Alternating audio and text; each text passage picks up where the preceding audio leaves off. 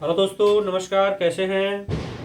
आइए आज हम जीके के अति महत्वपूर्ण प्रश्न पर हम आज विचार करते हैं।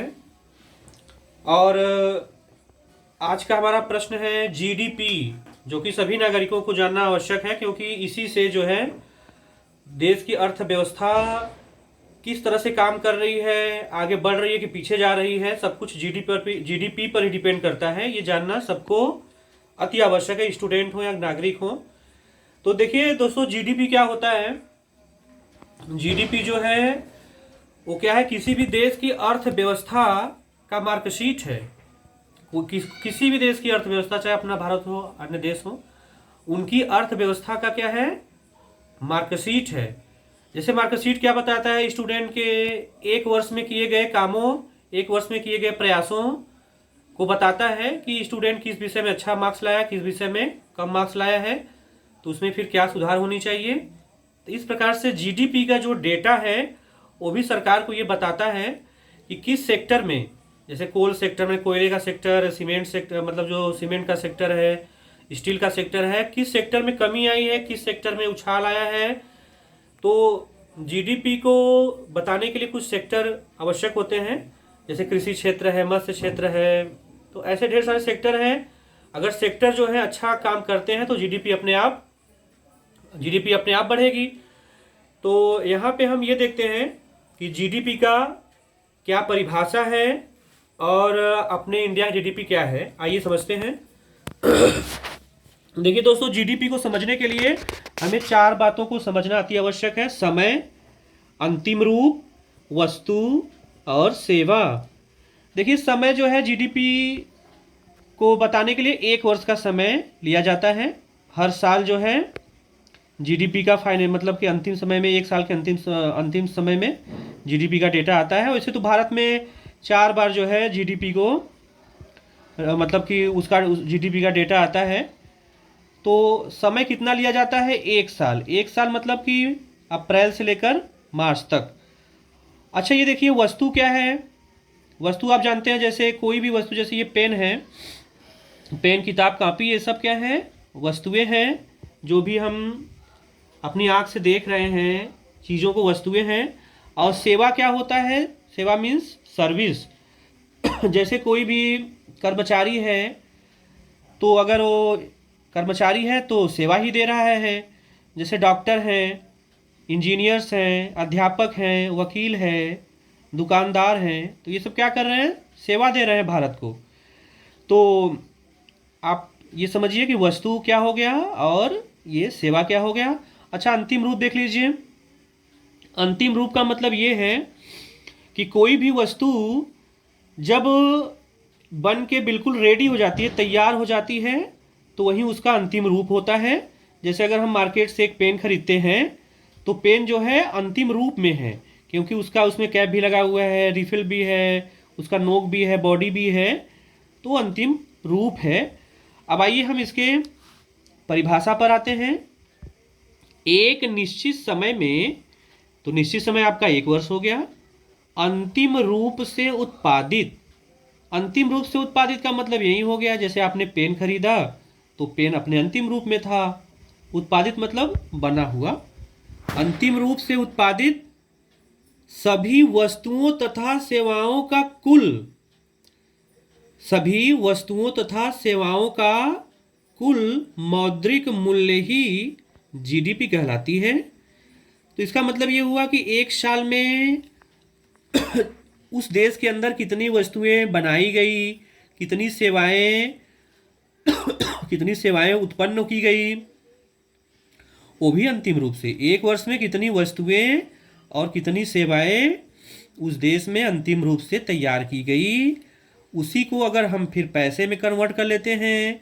जैसे उस देश में अगर एक वस्तु तैयार की गई है, मान लीजिए कि एग्जाम्पल के रूप में एक कोई भी वस्तु तैयार की गई, मान लीजिए फुटबॉल है, एक वस्तु तैयार की गई, उसका प्राइस है 800 रुपये।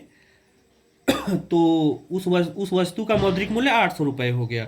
और सेवा मतलब तैयार किया गया, मतलब कि जैसे कोई दुकानदार है, अपना काम कर रहा है, तो एक साल में उसने 500 रुपये मतलब कि तैयार किए, तो वस्तु और सेवा का मौद्रिक मूल्य कितना हो गया? वस्तु आपकी 800 फुटबॉल, मतलब 800 रुपये का फुटबॉल, और सेवा 500, तो 8 5 1300 रुपये जो है उसका मौद्रिक मूल्य हुआ। तो वहीं वो जीडीपी हो गई। इसको हमने मतलब कि एग्जाम्पल में ऐसे ही तैयार कर लिया, उसको आप समझ सकते हैं, नीचे भी हमने समझाया है। आइए देखते हैं। तो वस्तु में हमने मान लीजिए एक परिवार है, एक परिवार में 2 व्यक्ति हैं काम करने के लिए। तो एक व्यक्ति जो है वस्तु तैयार कर रहा है, मतलब उसका कोई बिजनेस है तो वस्तु तैयार कर रहा है, दूसरा जो है सेवा में अपना योगदान दे रहा है। तो वस्तु उत्पादन मान लीजिए कि जो पहला वाला व्यक्ति है वह, उसकी फैक्ट्री है, पेन की फैक्ट्री है। तो एक वर्ष में उसने 200 पेन तैयार किया, 200 पेन तैयार किया, और उसका प्राइस, एक पेन का प्राइस अगर 5 रुपये है तो गुणा करने पर 1000 रुपये प्राइस आ जाएगा। तो ये 1000 रुपये क्या हो गया? जो वस्तु उत्पादित की गई थी उसका मौद्रिक मूल्य हो गया, यानी 200 पेन का मौद्रिक मूल्य 1000 रुपये है। और सेवा में उत्पादन मान लीजिए कोई एक दुकानदार है, तो वह 500 रुपये, मतलब कि 500 रुपये की कमाई कर पा रहा है एक वर्ष में। तो 500 रुपये क्या हो गया? उस सेवा का मौद्रिक मूल्य हो गया। तो वस्तु और सेवा में कुल मौद्रिक मूल्य कितना हुआ? 1000 और 500। तो 1000 में हम 500 जब जोड़ देंगे तो 1500 आ जाएगा। तो उस परिवार की, मतलब उस परिवार में 2 लोग थे, तो उस परिवार की जो जीडीपी है वो 1500 रुपये हुई सालाना। तो इसी प्रकार से यहाँ पे आप परिवार को जो है अपना देश मान लीजिए, क्योंकि जीडीपी का मतलब ही है ग्रॉस डोमेस्टिक प्रोडक्ट। ग्रॉस मतलब सकल, डोमेस्टिक मतलब घरेलू, प्रोडक्ट मतलब उत्पाद, और सकल का मतलब होता है पूरा, पूरा। घरेलू मतलब यहाँ पे देश से मतलब है, और उत्पाद मतलब वस्तु और सेवा। उत्पाद मतलब वस्तु और सेवा। तो एक वर्ष के अंदर, देखिए इसके नाम से ही आप परिभाषा बना सकते हैं, एक वर्ष के अंदर उस पूरे देश में कितनी वस्तुओं और कितनी सेवाओं का उत्पादन हुआ, इन उत्पादन का जो मौद्रिक मूल्य है वही आपका जीडीपी होता है। अच्छा, जीडीपी देखिए कैसे बढ़ता है। जैसे उस परिवार का जो पहला व्यक्ति है 200 रुपये एक साल में पेन बनाया था, अगर अगले साल 300 पेन बना दिया तो, और जो सेवा उत्पादन हुआ था 500, और 500 से 700 अगर जनरेट कर दिया, उत्पन्न कर दिया पैसा, तो जीडीपी बढ़ रही है। अगर 200 पेन बनाया था, अगले साल 150 ही पेन बनाए, तो जीडीपी फिर पीछे जाएगी, माइनस में जाएगी।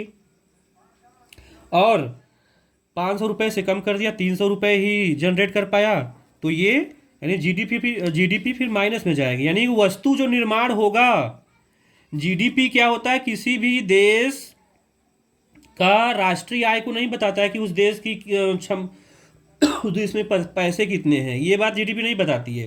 कि उस देश में कुल वस्तु जो हैं कितने बनाए गए, और कितनी नौकरियां बनाई गई, तैयार की गई कंपनियों के द्वारा, भारत सरकार के द्वारा, विदेशी कंपनियों के द्वारा। तो वस्तु कितना बना, कितनी सेवाएं बनी, उनका फिर हम मौद्रिक मूल्य निकालते हैं, तो वही क्या होता है? जीडीपी होता है। ये ध्यान रखिएगा, जीडीपी जो है उस राष्ट्र की आय नहीं है, कमाई नहीं है, इतना याद रखिएगा। देखिए इंडिया की जो इस समय जीडीपी है वो 3.75 ट्रिलियन डॉलर है। ये देखिए डॉलर का साइन है, 3.75 ट्रिलियन डॉलर। इसमें अगर आप इंडियन रुपीज में बताएंगे तो 315 लाख करोड़ इस समय इंडिया की जीडीपी है, और भारत इसमें 5वें स्थान पे है। पहले स्थान पे आपका अमेरिका यूएसए है लगभग 25.035 ट्रिलियन डॉलर के साथ। चाइना दूसरे पे 19 ट्रिलियन। अब देखिए अमेरिका और चाइना के बाद तीसरे पे जापान है। देखिए 25 और 19 से ये डायरेक्ट 4 पे आ गए हैं। कितना रेशियो गिरा हुआ है देखिए, 4 पॉइंट कुछ, 4 पॉइंट, और इंडिया का 3.75 ट्रिलियन डॉलर। अगर आप अपने इंडियन रुपये में देखना चाहते हैं तो 315 लाख करोड़। अच्छा, कुछ यहाँ वैल्यू दिया गया है, जैसे 1 ट्रिलियन में 1 लाख करोड़ होता है। 1 ट्रिलियन में कितना होता है अमाउंट? अगर इंडियन सिस्टम में चेंज करेंगे तो वो 1 लाख, देखिए 1 लाख करोड़। और अगर उसको खरब में बताते हैं तो 1 ट्रिलियन में 10 खरब होता है। 1 ट्रिलियन में 10 खरब होता है। देखिए एक ये जो इंटरनेशनल सिस्टम है, 1 मिलियन में 10 लाख, 10 मिलियन में 1 करोड़, 100 मिलियन में 10 करोड़, मिलियन के बाद बिलियन आएगा, 1 बिलियन में 1 अरब। 10 बिलियन में 10 अरब, 100 बिलियन में 1 खरब, मिलियन, बिलियन, फिर ट्रिलियन, 1 ट्रिलियन में 10 खरब। देखिए एकदम क्रम से लिखा गया है। इसका आप स्क्रीनशॉट ले सकते हैं। लाख के बाद करोड़ 10 करोड़, अरब 10 अरब, खरब 10 खरब, यहाँ भी million 10 million 100 million, billion 10 billion 100 billion और फिर ट्रिलियन। और जो इंडिया की जीडीपी है दोस्तों, इसमें 5वीं सबसे बड़ी अर्थव्यवस्था है। जीडीपी हमें क्या बताती है? मार्कशीट है जैसा कि भी आपने देखा ही। अर्थव्यवस्था के स्वास्थ्य के बारे में बताता है। अगर जिस देश की जीडीपी जितना अधिक होगी, उस देश का जो नागरिक है उतना ही मतलब उसका जीवन जो है अच्छा व्यतीत होगा। क्योंकि अगर जीडीपी अच्छा होगा तो सरकार को जो है, सरकार के कोष में अधिक पैसे आएंगे टैक्स के द्वारा। तो अगर सरकार के कोष में अधिक पैसे आते हैं तो सरकार जो है नागरिकों के लिए भलाई का काम और अच्छे से कर पाएगी। जैसे सड़क है, बिजली है, पानी है, पेमेंट की व्यवस्था अलग से मतलब और अच्छा कर देगी। और जो विदेशी कंपनियां हैं वो जीडीपी के डाटा को देख करके भारत में निवेश करने के लिए मतलब पैसा लगाने के लिए आने के होड़ में रहेंगी। और जो कंपनियां ज़्यादा आएंगी, ज़्यादा कंपनियां खुलेंगी तो लोगों को ज़्यादा से ज़्यादा रोजगार मिलेगा। और ज़्यादा रोजगार मिलेगा तो ऐसे परिवारों की स्थिति सुधरेगी। जब अपना इंडिया दोस्तों आज़ाद हुआ था तो उस समय भारत की जीडीपी केवल 3 लाख करोड़ थी, 3 लाख करोड़, लेकिन जनसंख्या केवल 34 करोड़ ही थी। इस समय जीडीपी आपने देखा 315 लाख करोड़, और उस समय 3 लाख करोड़ था। तो जनसंख्या जितने ज़्यादा बढ़ती है, और जनसंख्या पे ही डिपेंड है जीडीपी, क्योंकि जितने ज़्यादा लोग काम धाम करेंगे, रेवेन्यू जनरेट होगा, पैसा जनरेट होगा, तो उतना ही जीडीपी बढ़ेगी। आज तक के लिए इतना ही। अगर वीडियो अच्छा लगा हो तो लाइक और सब्सक्राइब करिए। धन्यवाद।